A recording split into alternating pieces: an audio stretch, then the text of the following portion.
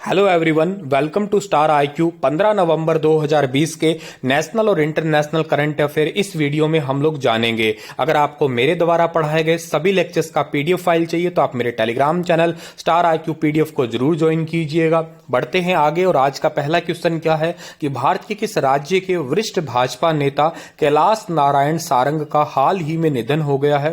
तो ये है कौन से राज्य के? ये है मध्य प्रदेश के, यानी कि सी ऑप्शन जो है इस क्वेश्चन का हमारा बिल्कुल ठीक है, जो आपको फोटो में दिखाई दे रहे हैं। ये इनका भी रिसेंटली मुंबई के एक हॉस्पिटल में निधन हो गया है।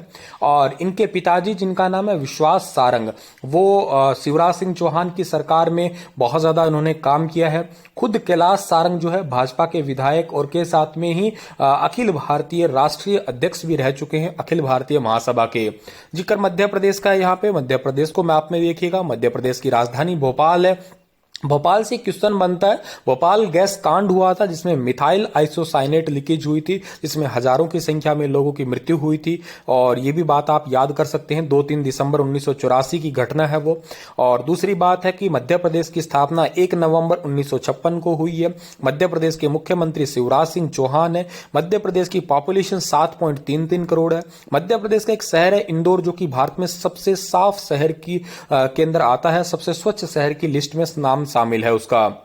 आरबीआई ने हाल ही में किस बैंक पर 1 करोड़ रुपए की पेनल्टी लगाई है? साथ ही बैंक के 5 पेमेंट सिस्टम ऑपरेटर्स के सर्टिफिकेट है वो भी कैंसिल कर दिए हैं। तो अभी आरबीआई ने जो पीएनबी बैंक है यानी कि पंजाब नेशनल बैंक है उसके ऊपर 1 करोड़ रुपए की पेनल्टी लगाई है और के साथ ही 5 पेमेंट सिस्टम ऑपरेटर्स के सर्टिफिकेट है वो भी कैंसिल कर दिए। सर ऐसा क्यों किया? क्योंकि पीएनबी बैंक पे ये जुर्माना पेमेंट और सेटलमेंट सिस्टम का एक्ट जो होता है उसको सही तरीके से यूज में ना लेने के लिए लगाया गया है, या उसका सही तरीके से पालन नहीं किया गया, इस वजह से। जिक्र आरबीआई का है, आरबीआई की स्थापना हुई थी कब? आरबीआई की स्थापना हुई है 1 अप्रैल 1935 को, राष्ट्रीयकरण 1949 को हुआ है। आरबीआई का हेडक्वार्टर मुंबई के अंदर पड़ता है। आरबीआई के जो 25वें गवर्नर है उनका नाम क्या है? शक्तिकांत दास है। और जिक्र पीएनबी का है तो पीएनबी का हेडक्वार्टर न्यू दिल्ली में है। सीईओ का नाम एस राव है, एस मल्लिकार्जुन राव। इसकी स्थापना 19 मई 1894 में लाहौर के अंदर हुई थी और लाला लाजपत राय जी ने जो है की स्थापना में योगदान दिया था। आगे बढ़ते हैं, अगला क्वेश्चन हमारा है कि श्री माता वैष्णो देवी श्राइन बोर्ड को जल संरक्षण प्रबंधन के क्षेत्र में कौन सा राष्ट्रीय जल पुरस्कार 2019 दिया गया है? तो इनको मिला है पहला ही ये पुरस्कार माता वैष्णो देवी श्राइन बोर्ड की तरफ से, राष्ट्र जल पुरस्कार 2019 से सम्मानित किया गया। सर क्यों दिया गया? क्योंकि जल का उचित प्रबंधन के लिए, सही तरीके से मैनेज करने के लिए पानी को, और पानी को अच्छे तरीके से मैनेज करने के लिए, और के साथ ही उसी मैनेज किए हुए पानी को सिंचाई विभाग में ठीक ढंग से प्रयोग में लाने के लिए ये पुरस्कार जो है दिया गया है। और ये रिसेंटली अभी पुरस्कार समारोह नई दिल्ली में आयोजित हुआ था, जल शक्ति मंत्रालय के द्वारा किया गया था और ये ऑनलाइन किया गया था, ये भी बात आप याद रखिएगा। अगला क्वेश्चन हमारा क्या रहेगा? केंद्र सरकार की गठित एक उच्च स्तरीय समिति ने हाल ही में कितने राज्यों को 4382 करोड़ रुपए की राशि जारी की है?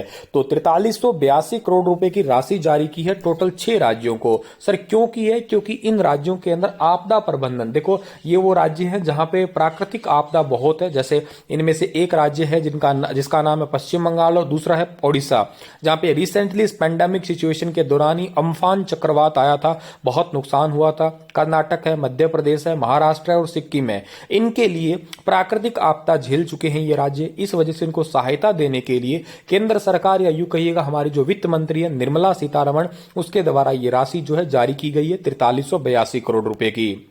अगला क्वेश्चन हमारा है क्या कि CSIR के किस शहर में स्थित SERC ने विद्युत लाइनों के लिए स्वदेशी आपातकालीन रिट्रीवल सिस्टम विकसित किया है? स्वदेशी आपातकालीन ये किया है चेन्नई के अंदर, यानी कि डी ऑप्शन सही है इस क्वेश्चन का हमारा, ठीक है।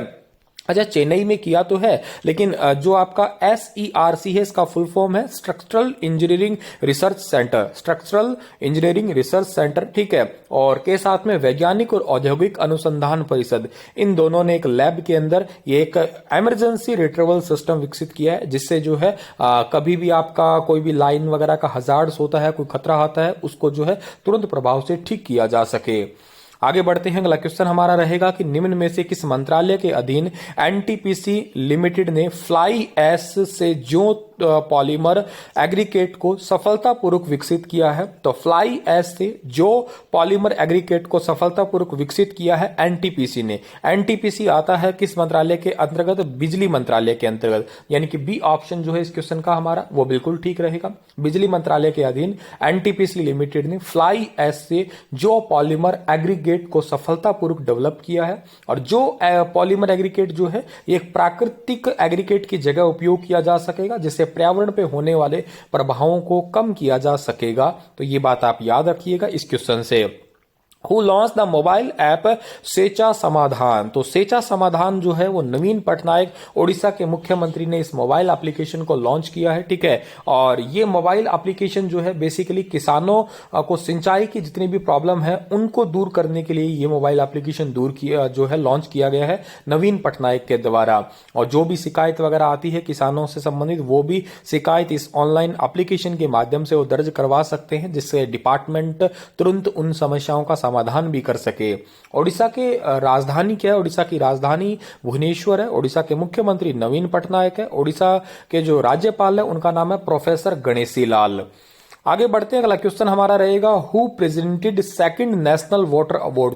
द्वितीय राष्ट्रीय जल पुरस्कार किसने प्रस्तुत किया है? तो द्वितीय राष्ट्रीय जल पुरस्कार जो है वो अभी हाल ही में हमारे भारत के उपराष्ट्रपति एम वेंकैया नायडू ने प्रस्तुत किया है। सी ऑप्शन सही है इस क्वेश्चन का हमारा, ठीक है। अभी रिसेंटली अवार्ड हुआ था, तमिलनाडु को जो है इसमें पहला प्राइज दिया गया है, या यूं कहिए का बेस्ट स्टेट अवार्ड दिया गया है इसमें, ठीक है। उसके बाद में महाराष्ट्र है, उसके बाद में राजस्थान का नंबर आता है, ठीक है। और एम वेंकैया नायडू ने जो है ये नेशनल वाटर अवार्ड जो है ये दिया गया है, दूसरा नेशनल वाटर अवार्ड था ये।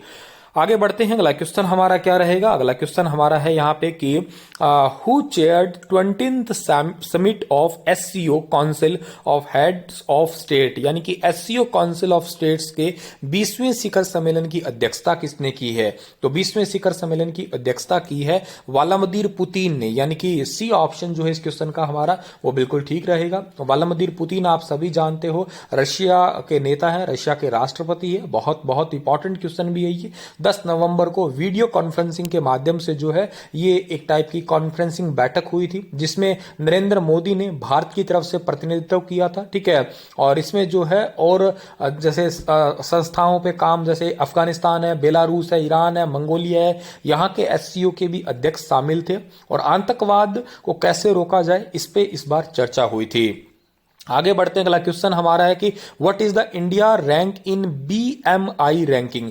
बीएमआई रैंकिंग में भारत की रैंकिंग क्या है? 196वीं रैंकिंग है, ठीक है। यानी कि डी ऑप्शन सही है इस क्वेश्चन का हमारा। बीएमआई का मतलब है बॉडी मास इंडेक्स, ठीक है। बॉडी मास इंडेक्स में जो है भारत की रैंकिंग कौन सी है? 196वें देशों में, जहां पे 19 साल के लड़के और लड़कियों का बीएमआई कम है। स्कूली बच्चों में रिपोर्ट है, मतलब स्कूली बच्चों की ऊंचाई और शरीर का द्रव्यमान इसमें देखा जाता है। और भारत में नीचे से तीसरे और 5वें स्थान पे रहा है, ठीक है। यानी कि 196वें देशों में जहां 19 साल के लड़के और लड़कियों का बीएमआई बहुत ही कम है, मतलब ऊंचाई के हिसाब से बॉडी टू मास रेशियो जितनी हाइट होनी चाहिए उतनी विड्थ वगैरह उस हिसाब से जो है ये अभी रैंकिंग जारी की गई है, जिसमें इंडिया की जो रैंकिंग आई है वो कौन सी आई है? 196वीं आई है।